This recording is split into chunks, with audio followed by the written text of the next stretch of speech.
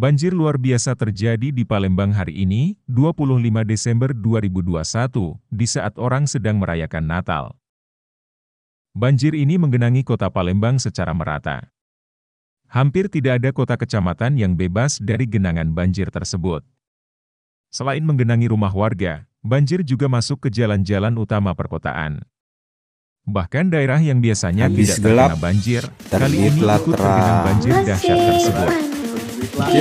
Banjir Palembang kali ini menelan korban. Setidaknya, berdasarkan hasil laporan yang masuk terdapat satu warga yang terseret arus saat mengendarai sepeda motor.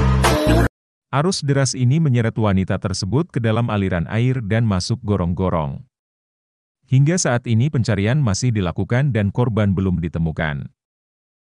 Menurut keterangan saksi, kejadian ini terjadi sekitar jam 5 pagi. Korban yang diketahui berjenis kelamin perempuan diduga akan bepergian ke pasar. Berdasarkan pengalaman, Palembang termasuk kota langganan banjir. Hampir setiap tahun kota Pempek ini terjadi banjir. Adapun penyebabnya ada beberapa faktor. Pertama, intensitas hujan yang tinggi. Berdasarkan penelitian, jika terjadi hujan dengan intensitas 101,48 mm per jam, akan menyebabkan genangan seluas 0,375 hektar. Dan, hal ini terjadi pada 44 titik lokasi yang berbeda pada 10 daerah aliran sungai yang ada di kota Palembang.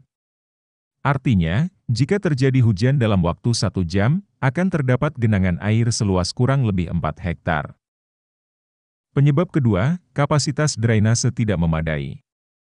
Misalnya seperti pada Sungai Lambidaro, kapasitas saluran 13,89 meter kubik per detik, sedangkan debit banjir 187,303 meter kubik per detik.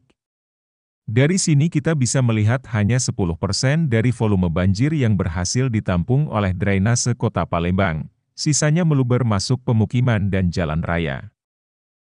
Penyebab ketiga adalah ketinggian muara Sungai Musi saat pasang bisa mencapai 2 meter, artinya air yang sudah ada di laut akhirnya akan balik lagi ke daratan, dengan jangkauan sekitar 1 hingga 3 km.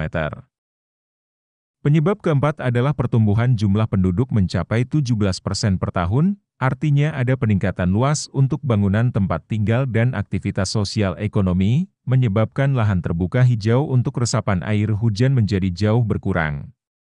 Ini menyebabkan air hujan langsung mengalir ke sungai yang kekurangan kapasitas, sehingga terjadi luapan dan banjir.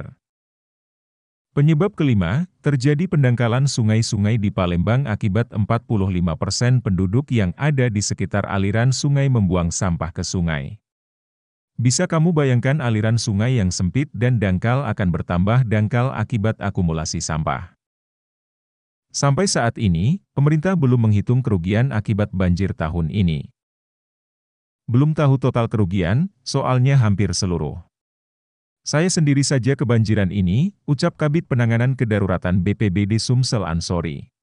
Semoga dengan semakin banyak kita melihat musibah banjir, kita semakin sadar pada kesehatan lingkungan.